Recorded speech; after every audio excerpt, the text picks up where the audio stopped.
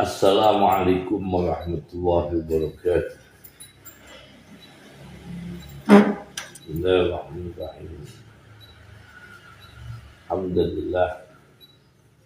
Salatu wassalamu ala Sayyidina Muhammad ibn Abdullah Rasulullah wa ala alihi sahibah wa tabi'atillah. Yang pertama saya baca dalam literatur kuno Jamul Buldan karya Yaqut Al-Hamad, jilid 5 halaman 402. Kitabnya ini terbitan Darul Fikr. Diterangkan di sini,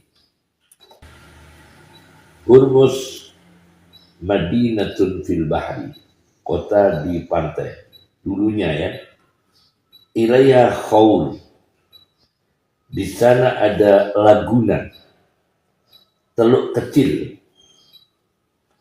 Wa hiya ala dhuffati dalikil bahri, di atas tepi laut itu, yani Iran. Wa hiya ala barri Faris, di atas daratan Persia. Disebutkan di sini, wa minha tunqalu amti'atul hindi, melalui Hurmus dipindahkan barang-barang dari India ila Kirman, menuju Iran, kota Kirman, Wasijistan, kota Sijistan, ke Khorasan. Kemudian masalah kedua, saya baca dari kitab Subhul A'za, jilid 7 halaman 301-302, karya Ahmad bin Ali Al-Qalqashandi. Di sini disebutkan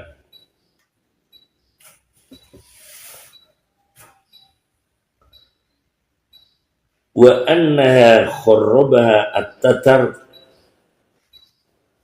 Dulu Hurmus itu pernah dirusak, dirobohkan oleh bangsa Tatar.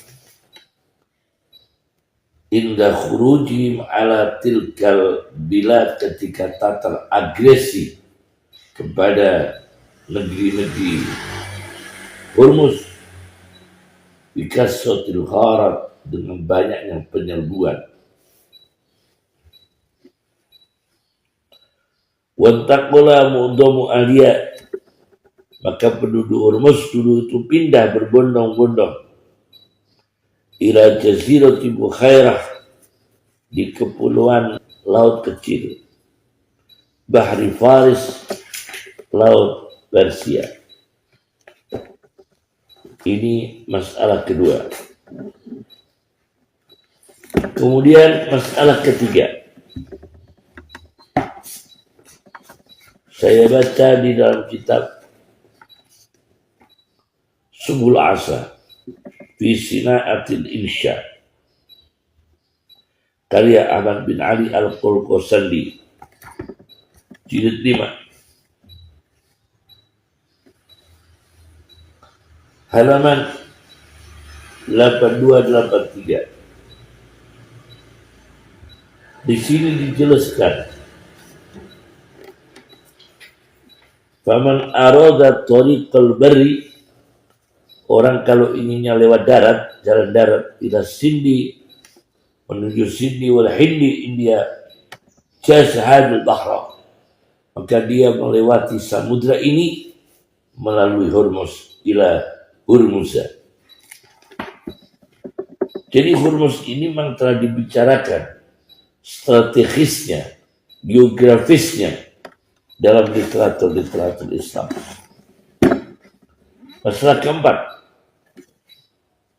saya baca tentang fikih perang, karya Dr. Wahbah Az-Zuhaili, namanya kitab Asarul Harbi Dirasa Fikiyah Muqarrarah karya Dr. Wahbah Suhaili tentang pengaruh perang. Saya baca di dalam kitab ini halaman 541 542. Di sini diterangkan dalam hukum perang. Di sini Profesor Dr. Wahbah Az-Zuhaili menjelaskan, aqarral Islam mengakui al-muamalat at-tijariyah untuk melakukan interaksi dagang ma'al adui bersama musuh, wa ajaza, dan Islam memperbolehkan istimrarah tetap dagang. Aqarrul Islam al-muamalat at-tijariyah ma'al adui. Islam mengakui, melegalkan interaksi bisnis meskipun dengan musuh, yakni bisnis yang tidak menguntungkan musuh, merugikan umat Islam. Wa ajaza istimraraha, Islam memperbolehkan tetap berdagang hatta wa inna shibatil harbu, hatta wa inna shibatil harbu, meskipun sehingga telah berkecamuk perang.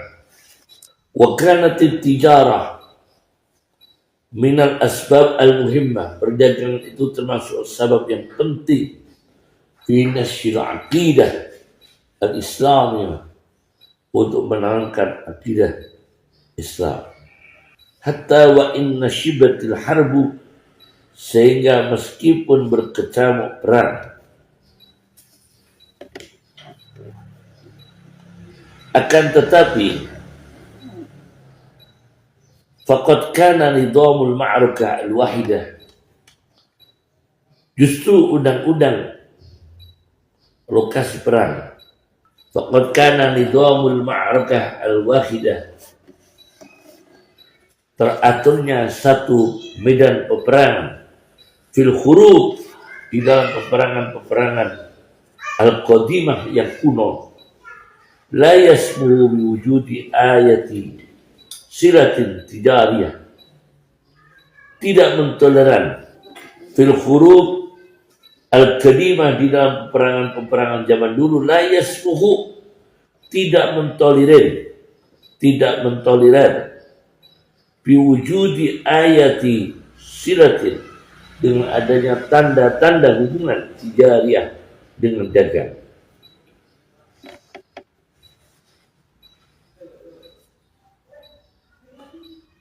Jadi perdagangan itu termasuk inti dalam perjuangan Islam. Wakanat tijarah min asbab al-muhimmah fi nasyil aqidah al-islamiyah. Perdagangan itu termasuk faktor efektif penting untuk menyebarkan akidah Islam. Jadi memang kalau terjadi peperangan, ini dalam fikih Islam memang secara karakter akan terjadi perdagangan-perdagangan yang dirugikan.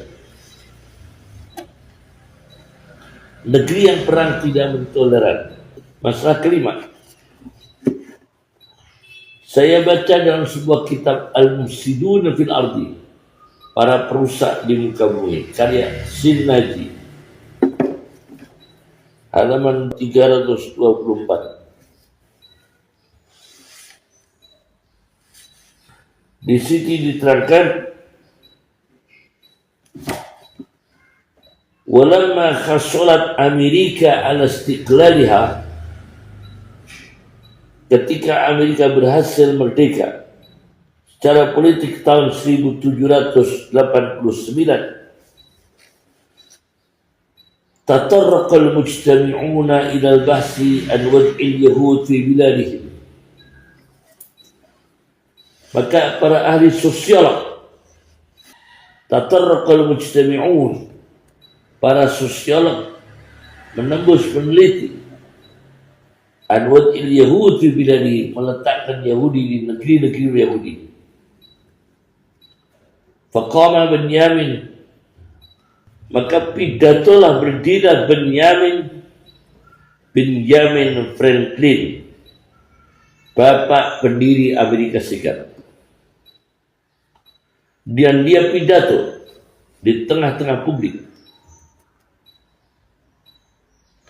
Ayyuhas sadah, wahai para tuan, la tadunnu, janganlah kalian menduga, kata Benjamin Franklin termasuk pendiri Amerika Serikat. Jangan kalian menduga anak Amerika. Sesungguhnya Amerika. Benjamin Franklin bicara ditransit ke bahasa Arab. Al-Mufsidun fil ardi. Wahai bangsa Amerika, para tuan-tuan, janganlah kalian menduga kalau Amerika selamat dari ancaman bahaya, meskipun bisa merdeka. Bimujarradi an-nalat istiqlalaha, hanya karena Amerika berhasil merdeka. Fa'iyya ma zalat muhaddadatan bi khatarin jasib, Amerika Serikat selalu terancam dengan bahaya besar. La yakillu khuturah anil isti'mal, ukurannya tidak kecil bahaya yang akan dihadapi Amerika Serikat meskipun merdeka 1789 tahunnya. Akan menghadapi bahaya yang mungkin sejajar atau di atas anil isti'mal, penjajahan. Wa hadzal khataru sawfa ya'tina, kata pendiri Amerika Serikat Benjamin Franklin, bahaya ini akan datang kepada kita min jara'i takasuri adatil Yahudi fi biladina, karena disebabkan jumlahnya orang Yahudi yang semakin besar, semakin banyak fi biladina, di negeri-negeri kita. Min jara'i takasuri adatil Yahudi, karena disebabkan banyaknya jumlah Yahudi fi biladina, di negeri-negeri kita Amerika Serikat. Wa sayusibu ma asabal bilad al-urubiyah, maka dari itu pendiri Amerika Serikat berpidato yang mengancam keselamatan Amerika, yang menghadapkan bahaya di tengah-tengah persediaan Amerika. Bangsa Amerika adalah orang Yahudi.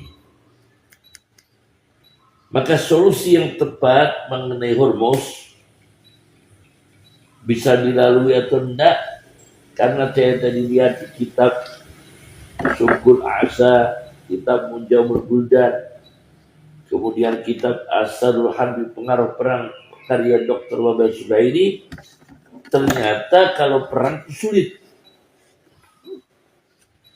akan menghentikan pemikiran impor ekspor akan terganggu.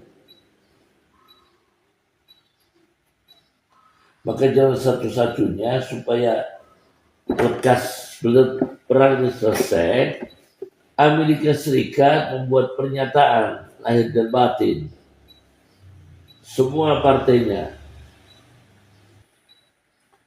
Karena apa? Pidatonya Benjamin Franklin, innal yahuda bimujarradi tamarkuzihim, karena Yahudi dengan menguasai pusat-pusat fitilkal bilad, di negeri-negeri Amerika Serikat, amadu, mereka sengaja ilal qadha, untuk menghabisi, menghilangkan ala taqalid wa mu'taqadi aliyah, atas keyakinan tradisional, amalan-amalan tradisional, kepercayaan tradisional. Amadu ilal qadha, untuk melenyapkan, bersengaja melenyapkan ala taqalid, yaitu dogma-dogma agama, wa mu'taqadati aliyah, dan keyakinan-keyakinan lokal penduduknya di Amerika Serikat. Akidahnya akan dirusak. Wa qatalu ma'nawiyati syababiyah, dan membunuh mental-mental pemuda Amerika Serikat. Bifadli sumumil ibahiyah, dengan kelebihan racun-racun permisif, kebebasan, wala ahlakiyah, dan yang tidak bermoral, maka akan mengancam keselamatan Amerika Serikat. Oleh karena itu, kesimpulannya, jika ingin mempercepat selesainya krisis Hormuz, maka Hormuz dalam sejarahnya, dalam historisnya, literatur Islam, ulama Islam, memang Hormuz itu sejak dulu memang Iran. Ya, mungkin perkembangannya, dinamikanya banyak, tapi yang jelas itu Iran. Dan menurut Dr. Wahbah Suhaili, perang itu membuat kita tidak toleran kepada negara yang kerjasama dengan lawan perang kita. Begitu. Kemudian Benjamin Franklin mengingatkan, jangan lengah dengan bahaya Yahudi di Amerika Serikat. Maka jalan yang terbaik adalah Donald Trump khususnya, Amerika Serikat khususnya, jangan lagi mau membantu Israel Yahudi. Akan hancur sendiri dari Amerika Serikat. Jangan lagi mau membiayai, membantu persenjataan Israel Yahudi. Inilah yang bisa saya sampaikan. Assalamualaikum warahmatullahi wabarakatuh.